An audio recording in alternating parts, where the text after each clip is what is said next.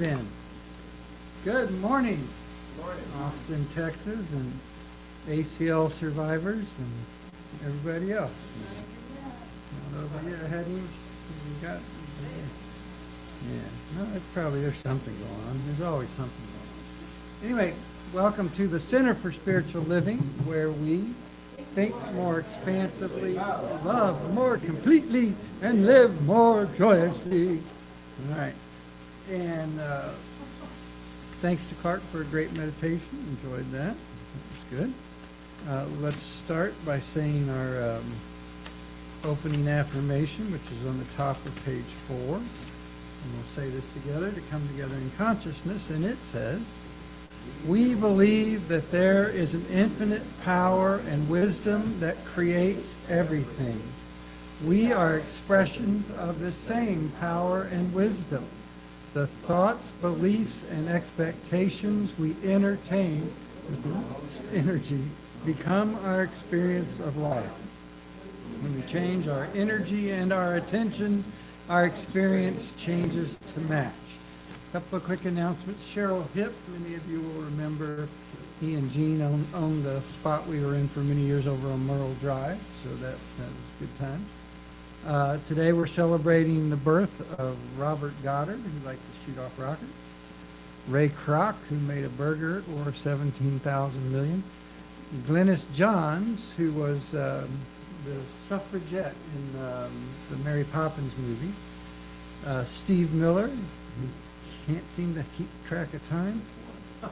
Yeah, no, the singer or songwriter. Bob Geldof, who was responsible for many productions, and Bernie Mac, a funny guy. Neil deGrasse Tyson, who teaches us about astrophysics. Kate Winslet. Damn it, there was still room on that door. I don't know what all I'm saying. Jesse Eisenberg, one of my favorite young actors, and Travis Kelce, otherwise known as Mr. Swift. Yeah. Anyway, our Thursday book study starts this week. So there's a couple books over there. You can get it on Amazon, but we're looking at No Self, No Problem. And it is a very interesting deep dive into, he says, how neuropsychology is catching up with Buddhism. Looking at the idea of the self, how we identify ourselves, what that is made up of, and how we might look at how that influences our entire experience of life. We'll do it for 5 weeks on Thursday night on the Zoom platform. The link is will be on the website. Should be up today, and then it's in the weekly email as well. So now I'd like to invite Clark to come up and do another reading.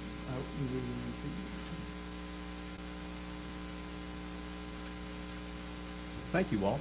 And today's reading comes from the book Walt just told us about, No Self, No Problem, by Chris Neibauer, Ph.D. Quote is from a Taoist philosopher named Wei Wu Wei. He says, "Why are you unhappy? Because 99.9% of everything you think and everything you do is for yourself, and there isn't one." So, if that sounds enticing or confusing in any way, come to class and find out what it means. So let's take that into treatment. Let us just release into this moment that is perfect. And there's a presence surrounding and dwelling within us. And this presence is all-knowing. It's everywhere. It is everything, including consciousness. And it's all-powerful. And because we are it, we are also powerful. We are individualized expressions of this power and this wisdom, as we say every morning in our opening statement. So knowing this, we can be joyous. We can live fully, knowing that all is truly well, despite many appearances. But all these appearances are merely effects of previous causes, and we need not be entangled with them, but know that we create our own causes. Our thoughts are causative, and they produce effects in our experience called demonstration. So this is our empowerment. We should not take it lightly. We should not forget about it. We should not let experience overwhelm us. For we have the power not only to assume this alignment, this perfection, expressing as spirit through us, as us. We have all the grace of spirit, all its substantive qualities. The light, the love, the light, the power, the peace, the beauty, and the joy, they're all ours. For we are it. So, knowing that, knowing the love that emanates from within and projects outward to all that we encounter or interact with, I give thanks for knowing that there is power in our word. And there is the co-creative nature of that word and spirit moving laws, the metaphysical laws in action upon our word. And there are many. Just know for yourself and others this truth. And I release this with gratitude, knowing that it having been spoken, this word is already corresponded to perfectly and reliably as demonstration in our experience. So, knowing it so, and with joyful expectancy, I release it completely, and let us say together, and so it is now. Well, we have a treat this morning in our musical guest. He's going to play one song for us now, and then another couple of songs later in the 11 o'clock hour. Please welcome Don Wheeler.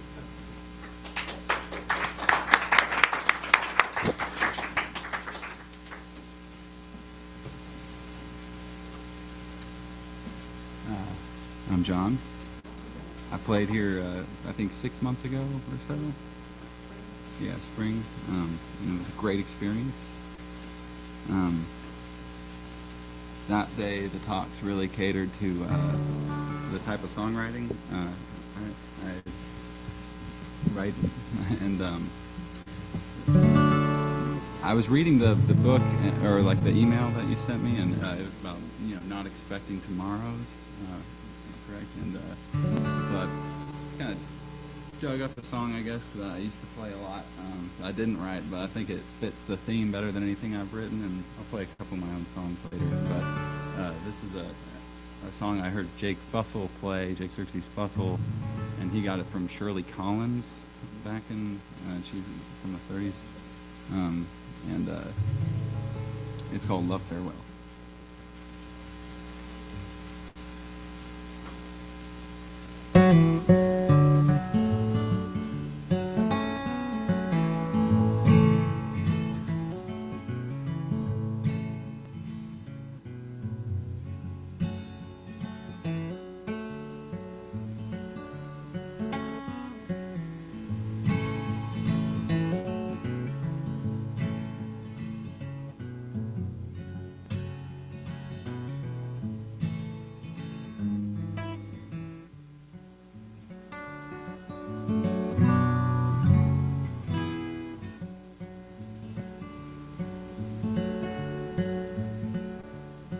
Bylander, let's be marching. First for France, then for Holland. Cannon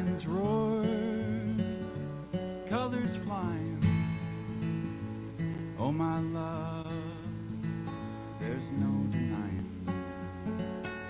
Ring farewell to my love, farewell.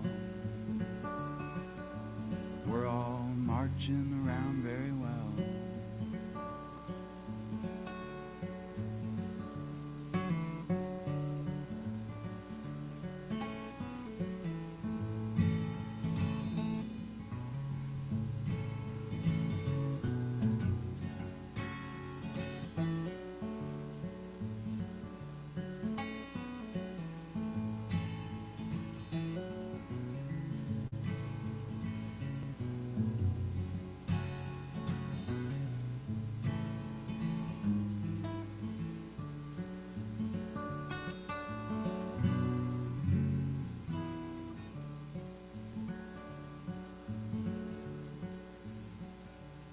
Oh, my love, you know I love you.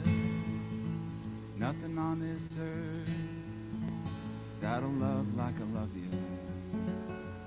Over and over, 10 times over. Drink up the liquor, boys, turn the glasses over. Ring farewell to my love, farewell. We're all marching around very well. And come Lysander, on for marching. Everyone is true love searching. Cannons roar, drums are beating. Oh, my love, there's no retreating. Ring farewell to my love, farewell. We're all marching around very well.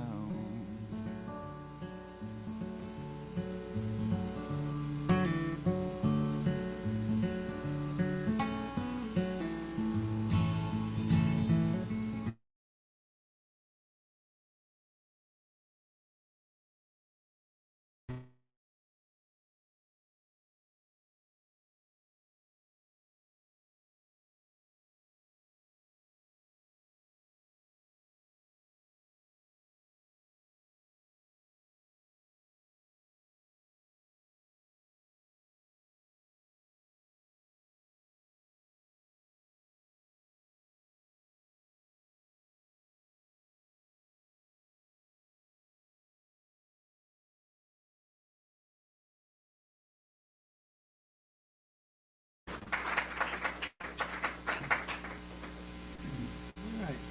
Thank you, John. Help you back in the spirit.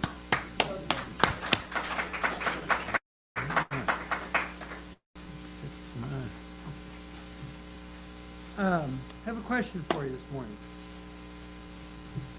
Why elevator jokes are so classic and good? Because they work on multiple levels. Ooh.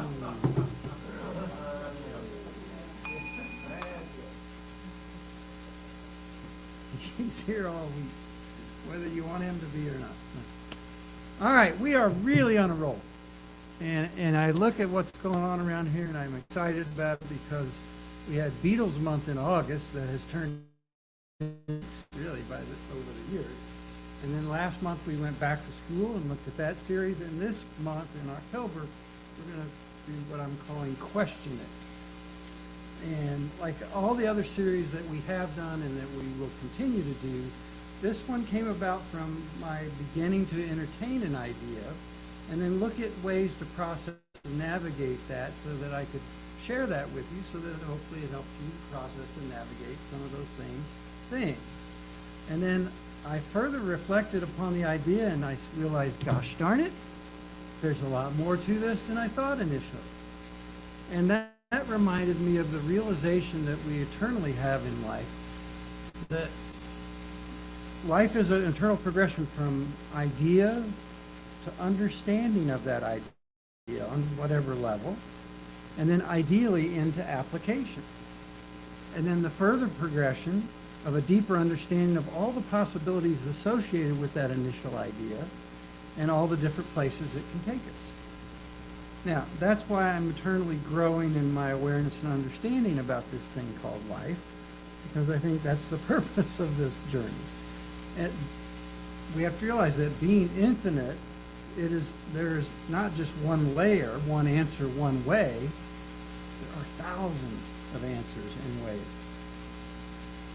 And then thousands upon thousands of other ways as I process and navigate my way through the first layer, and then on to the subsequent layers and all that lies beyond that out to infinity. So what we're going to do this month is we're going to look at what I consider a spiritual practice of questioning what we know, who we think we are, and the quality of the questions we're asking, and what we do with the answers that we find and reveal along the way. Hint, it's usually all going to be about application, like anything. And we'll cover a little bit each week, but I want to allow a little bit of time right after the talk to answer any questions you have, either things that you don't understand about the teaching, how to apply the teaching in this situation, or things that might come up to you during what I have to say about this, okay? And I'll try that answer best I can. So let's get started.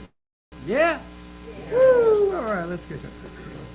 Now, a few months ago, I did a talk called Question Everything, because that is one of my more recent spiritual practices that has been serving me quite well and opening a lot of doors of understanding and perception. But I find it quite fascinating that the very next, I did the talk, and then the very next Sunday, this lady who was new to us showed up and questioned everything, and questioned everybody. And it was quite entertaining. Okay? It's kind of like when you are thinking about something, or I had a conversation this week with a friend on the phone. It was in front of my computer, but about another friend. And then who showed up the next day in my Facebook feed? A random post, not directed to me, but just a random post from that other friend that I didn't even talk to. But a question is an inquiry to learn something that's deemed necessary. The technical thing is that a question, what is a question?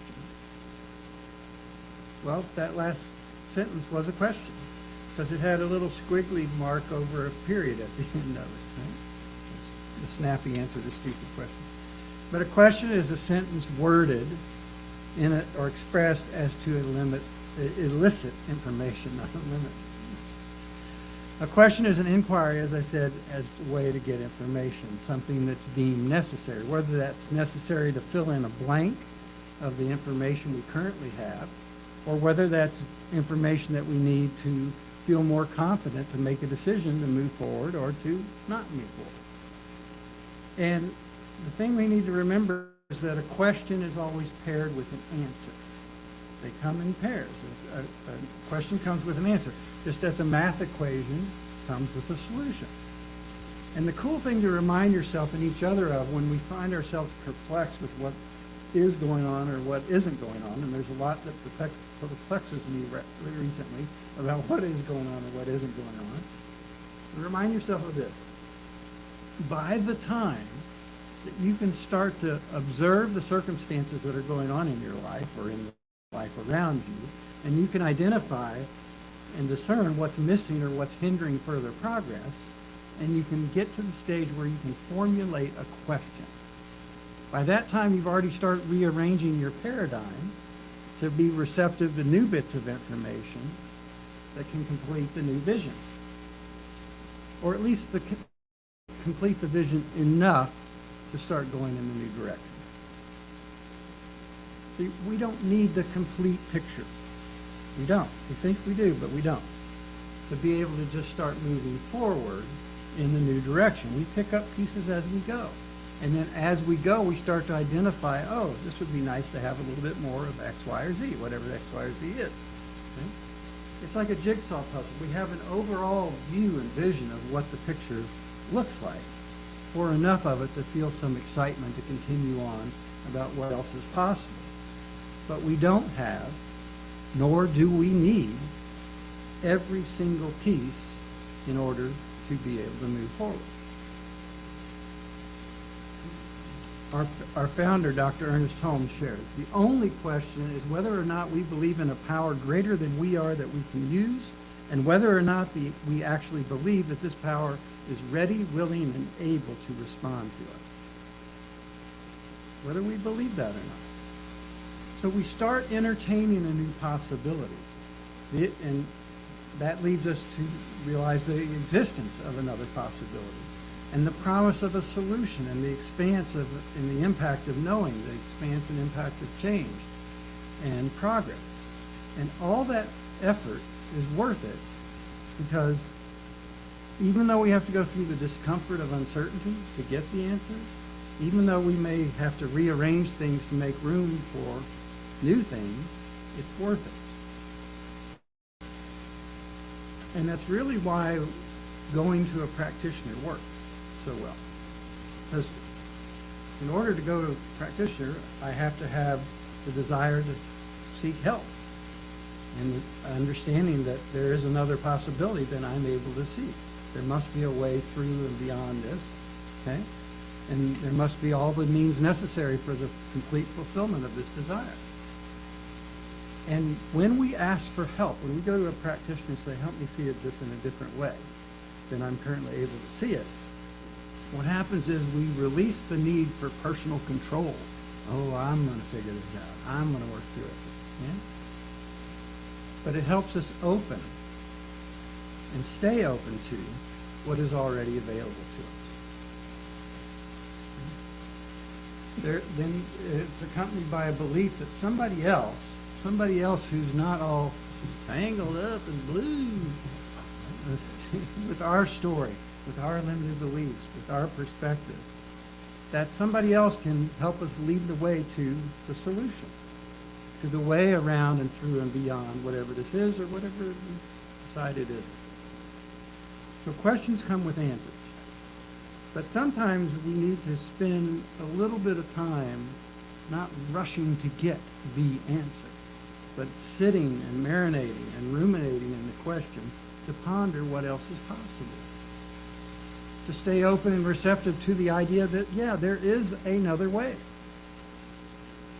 And I have found that sitting in that uncertainty can be delicious and sweet in experiencing the uncertainty and that sense of possibility and that sense of expansiveness of all that's available. It can be an opportunity to add something new to the equation that comes in and observe how it shifts everything else around us. And then that shift ripples out and keeps rippling out. Werner Heisenberg, the quantum physicist, shares, we have to remember that what we observe is not nature herself, but nature exposed to our method of questioning. Now, the whole reason for this series is to promote the spiritual practice of questioning. And then find new possibilities, find new solutions, find new practices. And then, guess what? You question whatever it is you found, whatever it is you realize. Because the resolution and the relief that comes from finding an answer to a question brings only the next layer of awareness and understanding, of multiple layers of awareness and understanding still yet to come. And in an infinite universe, there is always more ways to find, to experience, more to enjoy, and more to share. Because life is a lifelong learning experience that never stops. And yeah, it feels good to seek and to find an answer to a question. It does. But realize that's just the answer to our current question. If it's a really good question, the solution is a solution. It is an answer, but it's just the next answer that leads us to continue our searching and finding more and more layers of awareness and understanding. Thomas Sowell shares, it takes considerable knowledge just to realize the extent of your own ignorance. We just don't know what we don't know. Or better yet, what we don't know yet. I think one of the biggest mistaken beliefs of our current educational system is that a question has a single answer. Yeah, that is good to learn and to do and be able to rotely recite for the test that will release you from this level of grade 7 to the next level of grade 8 or whatever it is, right? But in life, in an infinite universe, there's never just one answer, one solution, one way. There are thousands. And we don't need thousands of answers in order to be able to move forward. We just need one good one that gets us moving. One that helps remind ourselves and each other that there are a lot more possibilities available to us than we can see from here. And that's part of the beauty of questions and questioning, is that it reminds us that there's more available to us, and there's still more available to us right here and right now.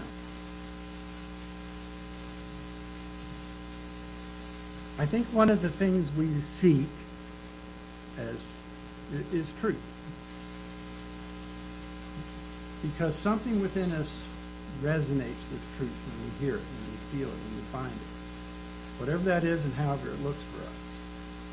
Or more accurately, I should say, we find the next iteration of truth and awareness on our part based on our current level of awareness and understanding. We are always peeling back the layer of the onion, and we're always digging deeper and diving deeper and deeper into what's available, into that freeing energy and possibility that comes with each subsequent level of understanding. Aldous Huxley shares, knowledge is a function of being.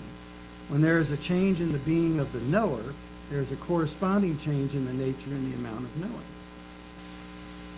Think about your experience of life and what you know now compared to what you knew 5 years ago, 20 years ago, whatever. It's different. And you are different because of that journey, because of that seeking, that finding, and that application of the knowledge that you find. So raises the question, what is the truth? Well, again, that's one of those perennial questions that will get different answers at different times in our life. Not that one answer becomes wrong after we find the next answer. Each answer is right and relevant to our current level of awareness and understanding. Each answer expands our level of awareness and understanding as it adjusts our paradigm and expands our view and imagination of what's possible next. Just remind yourself and each other that there is a way, another answer, as we adjust ourselves, our perspective, and all that's available to us. Like everything else in our life, our version and our understanding of truth at this time is relevant and valuable to us at this time, and it makes sense to us. But it's not something, our version and understanding of truth does not need the validation of others for it to work for us. Although ego will go out of its way, don't doubt it. Ego will go out of its way to convince us that we need that external validation. But the problem with external validation is that it can be taken away at any time for any reason, and we don't have any say in that. That's why it cannot be a long-term sustainable answer for us. And that's why we keep seeking for ourselves, so we can get to the level where we know that we know that we know that we know something, that it is without question an answer for us. Doesn't mean it has to be the answer for other people. It just has to work for us. And an answer is not meant to be an absolute, the one be-all, end-all, ever needed answer. I don't know if you've noticed in your life, but I have noticed in my life that a lot of what I'm dealing with, I was just dealing with in a different circumstance, right? And while I thought I found a solution to it, and I did find a solution, and I thought I dealt with it, only to discover that while I did deal with it at some level, as I move and grow and continue outside my comfort zone, I started encountering in the new experience a lot of the same issues that got in the way the last time. Anybody else ever been through that cycle? Yes. The good news is that once that we figure out a way around and through and beyond an issue or a problem, or once we find a solution, it doesn't mean that that thing is gone forever. It just means that we now have a successful way to process and navigate our way around and through and beyond that and similar things that come up that are like it. Dr. Holmes goes on, he shares, therefore our belief sets the limit to the demonstration of a principle which of itself is without limit. It is ready to fill everything because it is infinite. So it is not a question of its willingness nor of its ability. It is entirely a question of our own receptivity. Our receptivity to all that it is given. So pay attention to where your attention goes. It's a fascinating, never-ending source of amusement for me to watch that. Question, why am I interpreting this moment as I am? Question, why are you assigning the meaning I'm assigning to this? Why am I extrapolating my expectations to continue in the direction they're going? And remind yourself that there's multiple personalities available from right here with what you know, with what you have, and with what you can do. And I invite you to come back next time and let's dive a little deeper into the art and the science of questioning. Questioning ourselves, questioning our beliefs, questioning our expectations, questioning our paradigms, questioning our identity, as we'll do in the Thursday night book study. Because all that stuff is a path to greater awareness, greater understanding, and spiritual evolution worth the investment it takes of our time, energy, attention, and resources. Also this week, I invite you to expand your own version of the spiritual practice of questioning what you know and why you believe it. My son went through the why phase, right, where he played the why game. I think all kids do this at some point. But my son Gabe got into this thing where it was like, yeah, I would say something. The sky is blue. Why? Because light refracts through the atmosphere. You try and get a little scientific thing, make it sound more reasonable. And then eventually it's just like, I don't know, it's just because. Right? That's why it keeps coming up. Ask yourself that same question.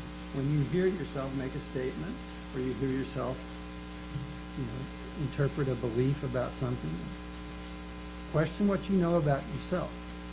Question what you know about those around you. Question what you believe about life. And remind yourself that all those answers that you're giving yourself is just information that you've cultivated over the time from previous questions and previous inquiries, and the answer with which you fill in the blank. Because those are just current little versions and placeholders that facilitate all that you will still fill in the blanks with about yourself, about life, about those around you. Everything, and I mean everything, is simply a stepping stone from here to there and from this to that and from now to then. And life is the experiencing of that progression from here to there. And we will always keep learning and always keep gathering more data and always keep experiencing and expanding into ever more and more and more of whatever we understand this to be and whatever we understand ourselves to be. As we move forward and keep moving further on up the road. And I think this book discussion on Thursday night is a great way to facilitate this processing and navigating that we will do and as we move forward along this particular learning curve. Because I don't think there's anything more important in the living of our life than to keep asking those perennial questions. Who do I believe I am? What do I, and why? That's always got to add the why on the end. What do I believe possible? What do I believe possible individually and collectively? And what do I believe about life? And why? Knowing the answer is going to be found at the current level of my awareness and understanding, knowing that further answers will keep being adjusted as my level of understanding grows and evolves. And it can sometimes get to the point where, gosh, this is just overwhelming and frustrating. But I encourage you to change that and just look at this idea of continual revealing as an exciting adventure of endless possibilities and limitless opportunity. Because it most certainly is just that. And we've barely just begun to scratch the surface of all that this is, all that life is eternally offering us, and all that is still yet to come. And so it is. Go ahead.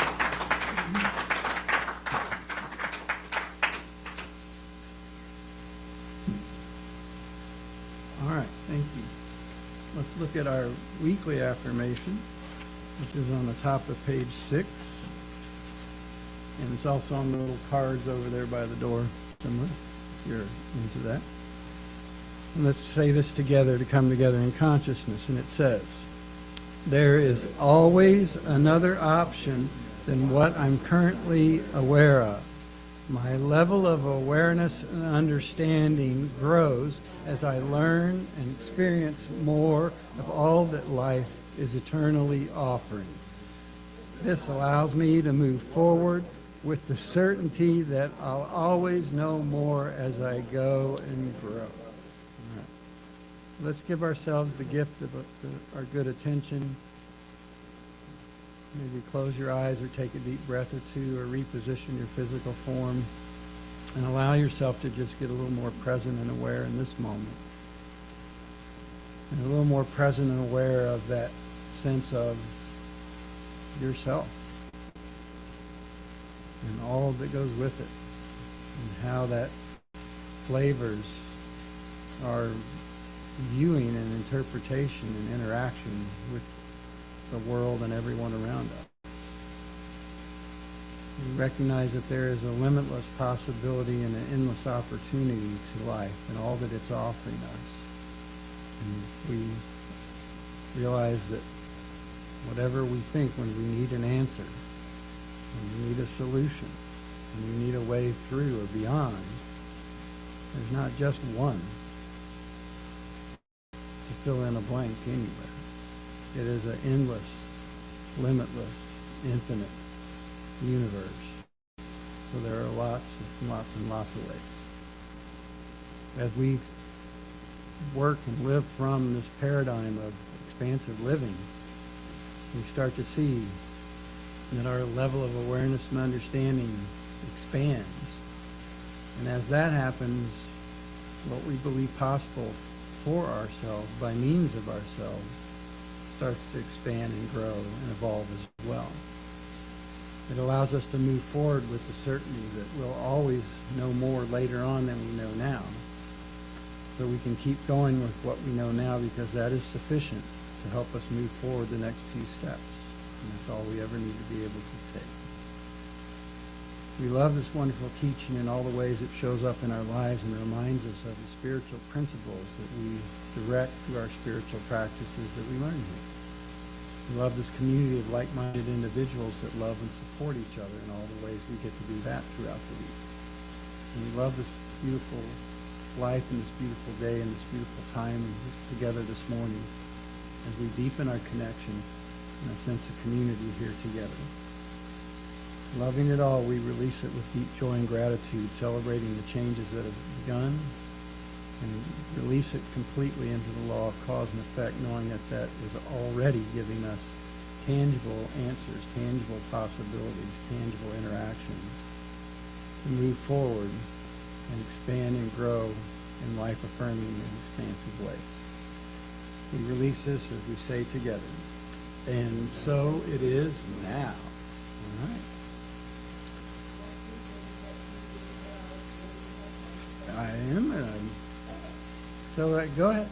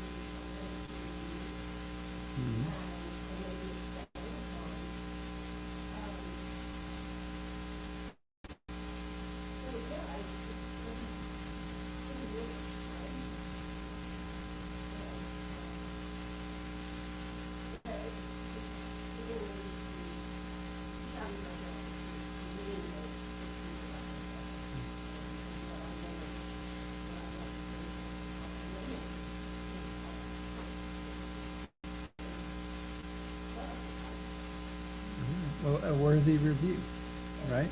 Because we are always at choice as to what we're giving our attention to. And we could be zoning out, watching the binging on whatever I binged on last week. I don't even remember. But, or we can be pondering deeper questions of life, and that sense of connection or friendship and what that means to, what that gives to us is immeasurable. But we have to see that a lot of what gets in the way of our ability to be present with somebody else or to be available to somebody else when they're in need, all that can be subject to all of our stuff. Our limited beliefs about life, and a lot of it came from early childhood shit that it's not true. But the good thing is, as we live and experience life, we start finding different ways to navigate and process those same questions. And like I said in the talk, we're dealing with the same stuff. I use the number 7. We all have the same 7 issues. I haven't come up with the list yet, but I'm working on it. Because we're all dealing with the same stuff. We're all going through the same stuff. And so it's realizing that what we did before that worked and helped us navigate it is the same thing that we can use this time. But we have the benefit of the added capacity and perspective that we have for living from when I was a child. To now, when I'm just childhood. Yeah. Glenda 7.0.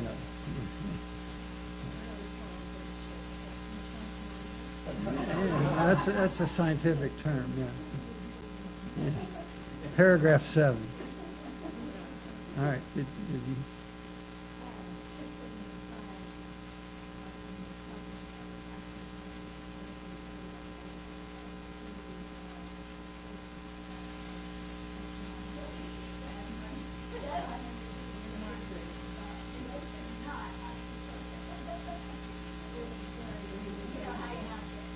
Yeah.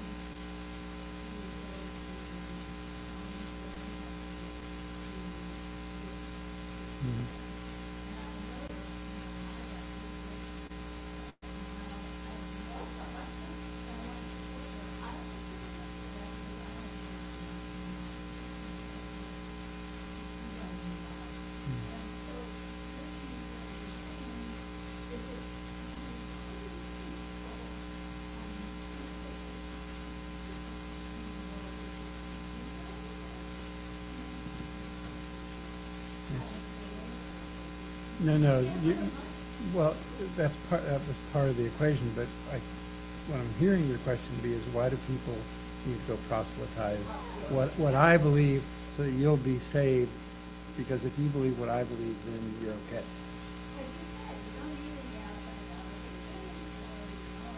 Right. Well, I will give you my opinion on it. This is not an answer, but it is an opinion. I believe it is ego and insecurity that I need somebody else to support and believe what I believe.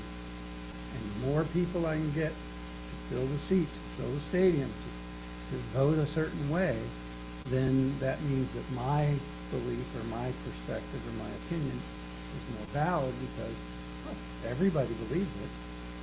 But as my parents tried to teach me in the limited time they were around,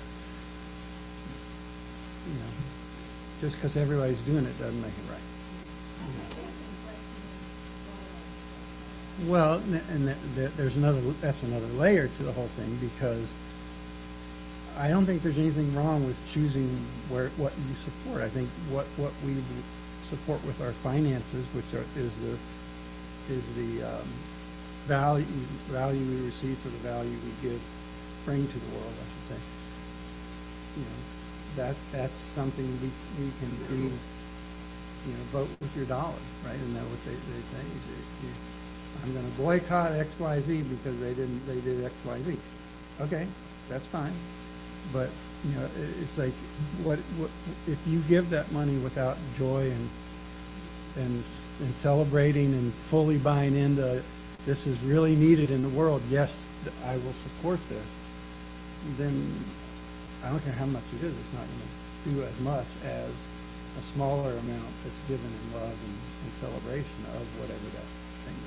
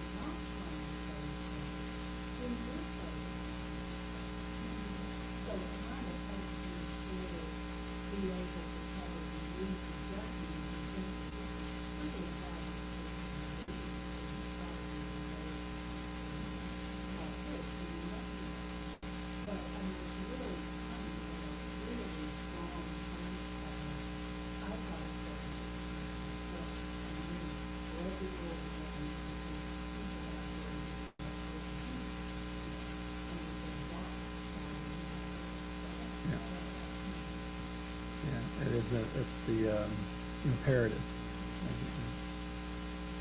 All right.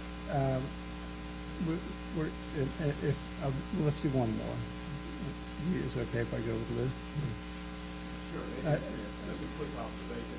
Oh, okay. I had to look up and said that some faith, I don't know if it's faith or I don't know if anybody's conscious, but some have a very literal interpretation of the Bible, and the Bible says, you know, so it's simply just go as to your own part of that judgment and process, you know, like with Walter. How did you trouble with people that have a religion where God made all this on just and then got a real to Adam and formed the Then there's that. Yeah. Yeah. Yeah.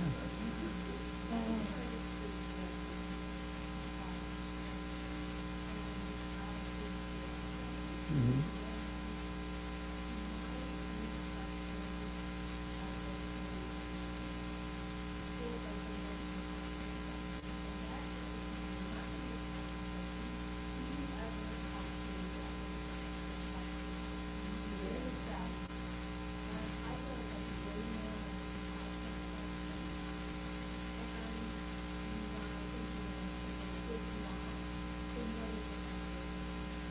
Right.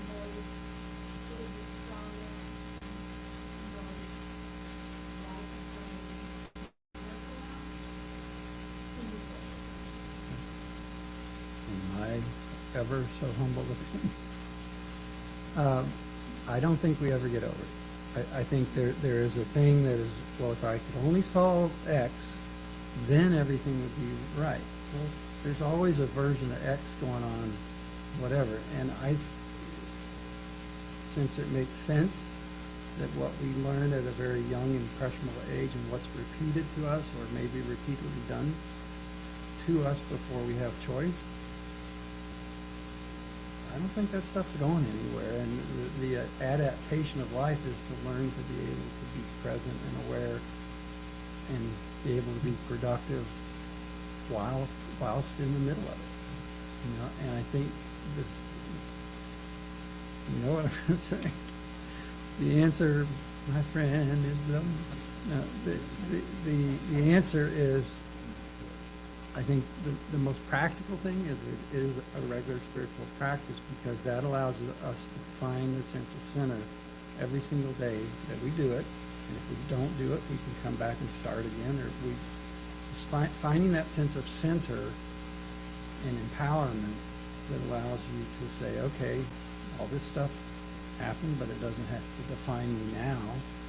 But we're not denying the existence or the impact of it over a lifetime, but just finding ways to cope and process and navigate it, and being productive now in ways.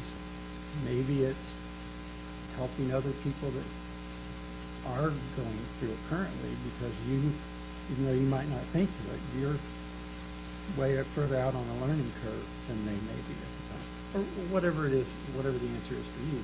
So I think the regular spiritual practice helps us process and navigate it from a more elevated point of view, an elevated approach, and then also see other possibilities are available to us, in ways that might show up and help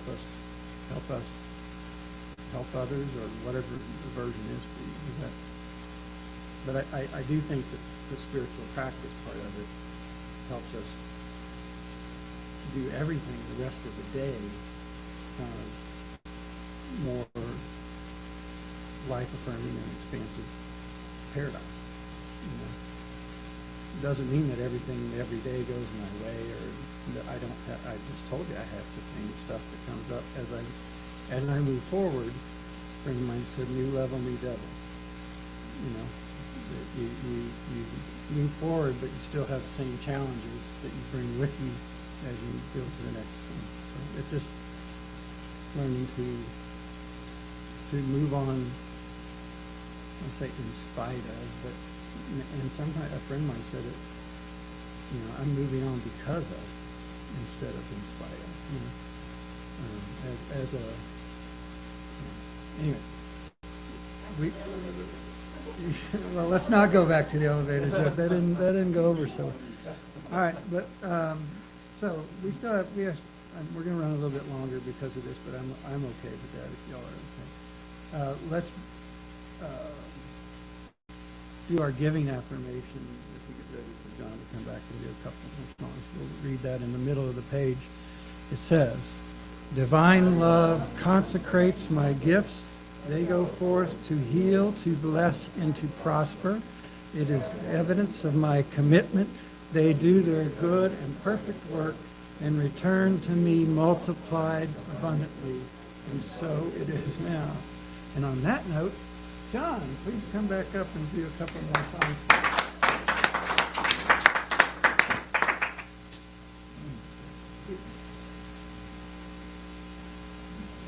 I like that talk. Thank you.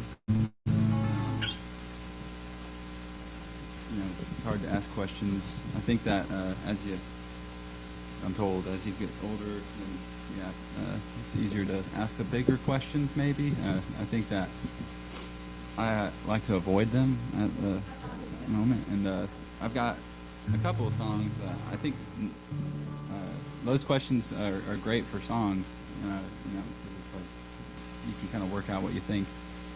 I haven't done that, but I'd like to, and so that kind of got me thinking about going back to thinking about those bigger things. When I first started writing songs, I was thinking, I think there were those kind of grander ideas that I wanted to tackle, but lately, and especially in the last couple of years, it's been diving into the particular of self, and I think that's one way to tackle it, maybe. But this is one of those earlier songs where I'm avoiding questions, I guess.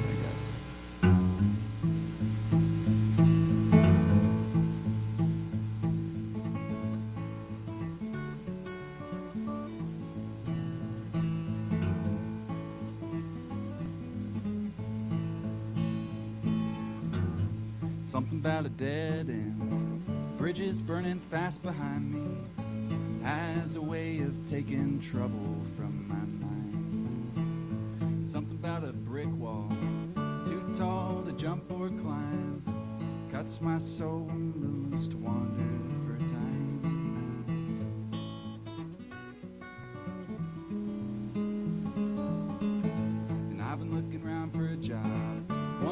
just sit and stare. Oh, I'll never need a raise, just a window and a chair. Put me up in a corner room. Don't bother me, I won't bother you. Maybe by then I'll find what I'm gonna do.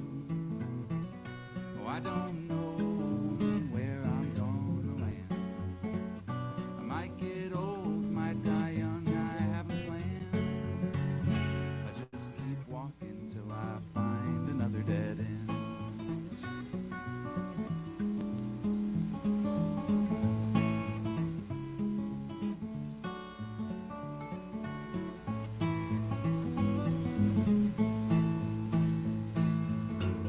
Something about a path laid out, even a smooth and steady route, will fill my heart with a tired sense of doubt. And something about a torn up road, kind that makes you throw away your load, feels like the only path that I was ever shown.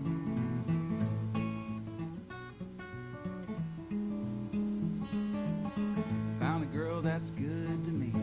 She doesn't ask what I am gonna be, and takes the wheel so my hands can be free. I'm stuck, she clears the way. She feels good about taking in a stray, so I can't help but just count down the days. Oh, I don't know where I stand. Might be on my own, might be at someone's command. I just keep walking till I find another dead end.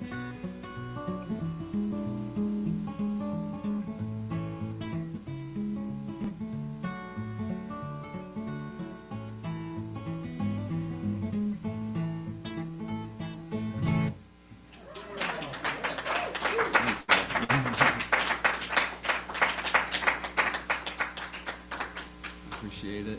Thanks, Terry, for asking me to play here again. I really do enjoy this a lot. It's nice. Very, very great space. I appreciate all of y'all. You guys are cool. Like that. And you're a Justin Town Girl fan. This is kind of like the closest thing I could write to a song like that. Who would write it? It's another song about kind of putting it off, putting off the truth, I guess. Facing the truth.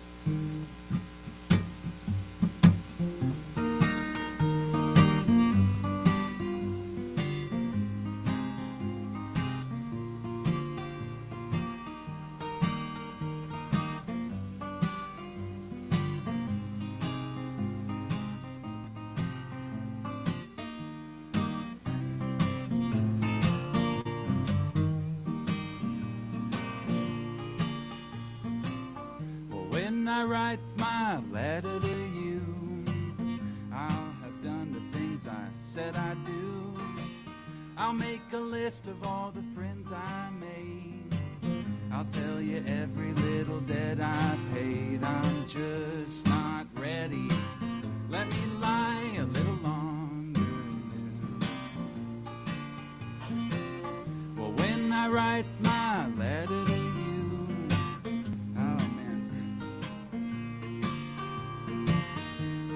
I write my letter to you, I'll put your name in the color blue. I'll find a way to get it to our home. Then I'll go find a place of my own. I'm just not ready. Let me lie a little longer. I'm so sorry, guys. I missed the whole first verse there. It threw me off. I know you would have never noticed, but I was just sitting there racking my brain for it. I am so sorry. You know, a little crowd like this makes me the most nervous out of anything. I'll tell you what.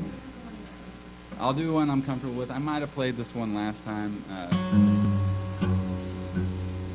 but it was a while ago. This is a song about my family, and it's called Family Tree. And I'll get right into it so we're not burning too much time.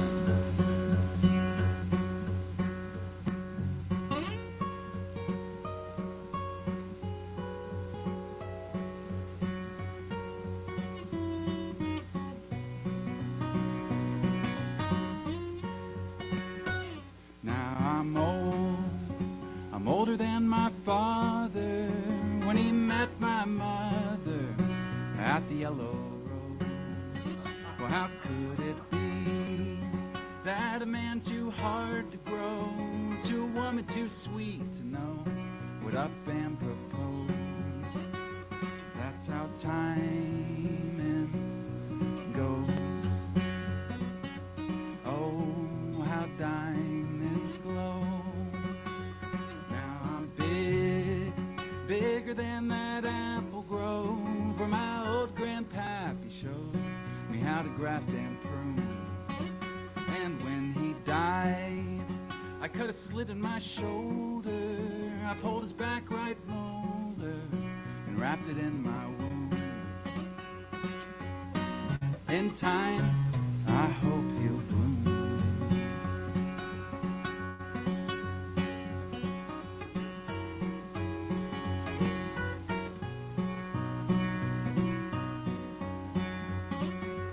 Now I'm younger than my sister was when she settled just because she found money too soon.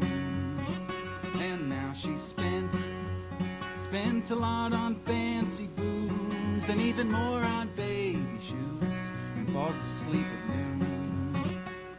That's how timing goes. We climb and we plateau.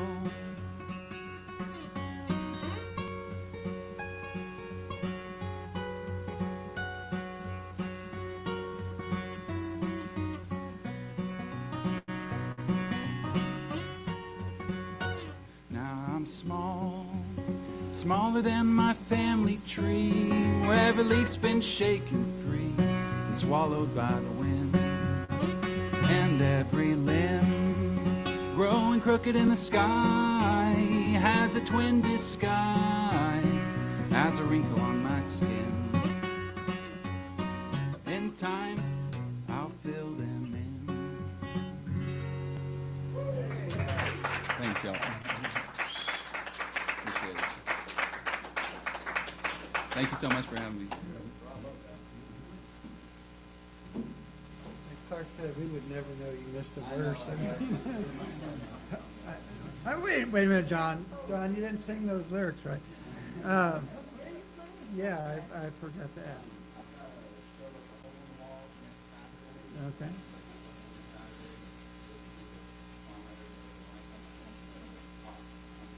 Okay. What time is it? 6. Okay.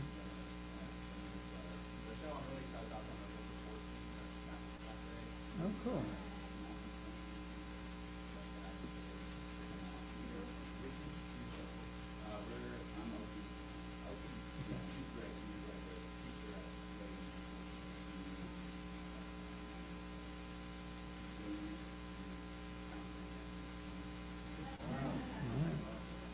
Cool. All right. Well, thank you, Don. All right. So, a couple of moments of gratitude or demonstration in your life. We are running long, but I want to say I'm grateful that we got to go to the Sacred Springs powwow yesterday and watch the procession and the dancing and all the vendors and just a beautiful place. And the story I have been told is that the springs there are where the Native Americans have had gatherings for like centuries. Good times. So, yes, Karen? Yes, we're great. Sam, I decided he should be in my lane where I was instead of me,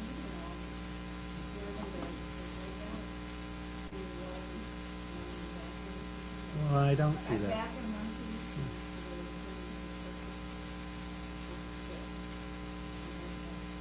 And so it was. So it is. Yeah. All right. Well, yeah, God for that.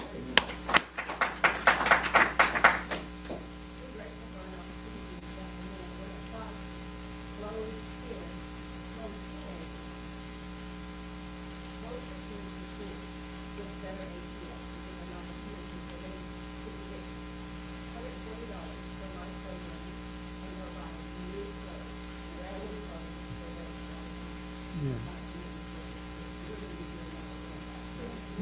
Yeah. All right, yeah. All right. Cool. There you go. Oh, Tom?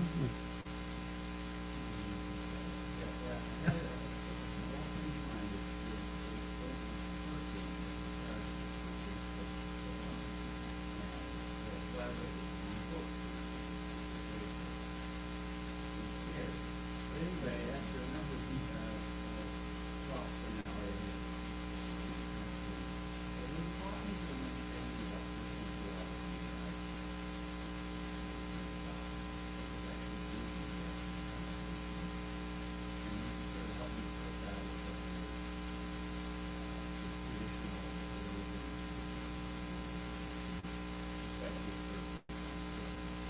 Mhm.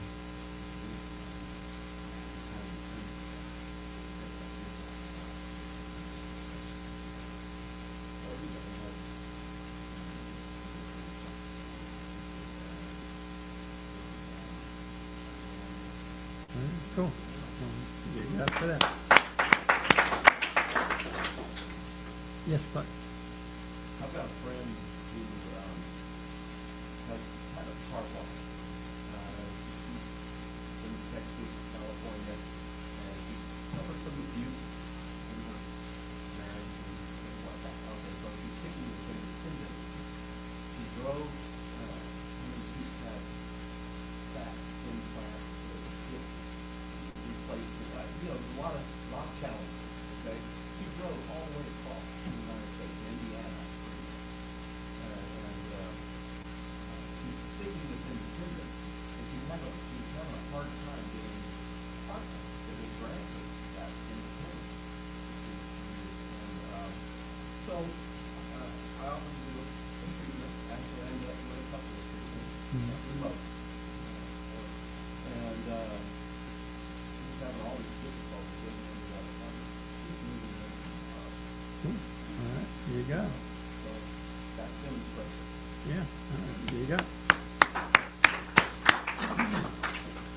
All right, let's look at, yeah. I just think that having both of her in gray pants.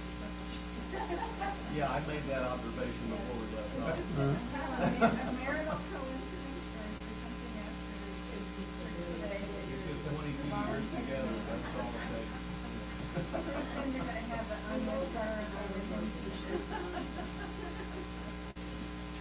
You remember well, I wore a different T-shirt as a child, but anyway, let's look at the opportunity for application in your life.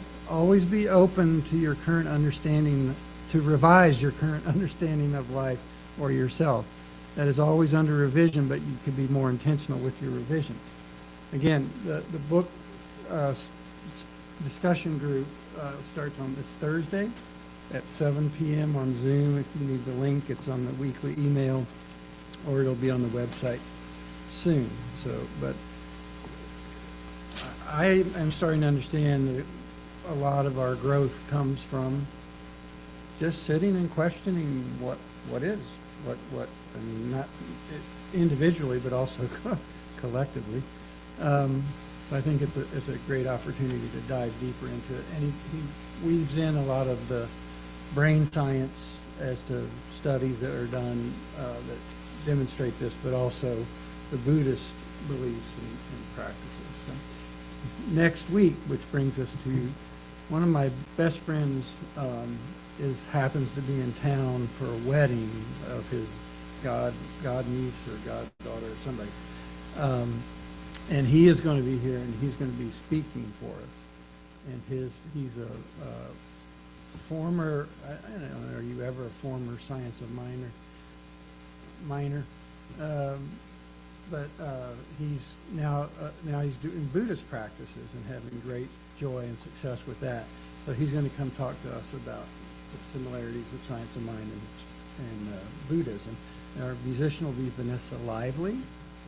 And so let's say our closing affirmation, and we'll Dan Fernero. It's in your program. Yeah. I'll send you all the. I'll be introducing him. But just a delightful dude and one of the top studio trumpet guys in L.A. I mean, if you know who those guys are, he's like. And my joy, as I'll say, is seeing his name at the end of a movie where I get, oh, I know that guy. Right? So I must be somebody if I know somebody. Anyway, that's my sense of self. Let's do our closing affirmation on the middle of page 7. And it says, I am an expression of infinite, divine, creative intelligence. Knowing a joyful serenity awaits my recognition and acceptance, I take this moment to deepen my understanding that I am perfect, whole, complete, and dynamic. My soul is forever established in life, love, light, power, peace, beauty, and joy. I lift my eyes to the divine in me, in those around me, and in all of life. I walk out into the world with an uplifted heart and a mind open to the infinite creativity of all life, and so it is now. All right, thank you very, very much, and we will see you next time.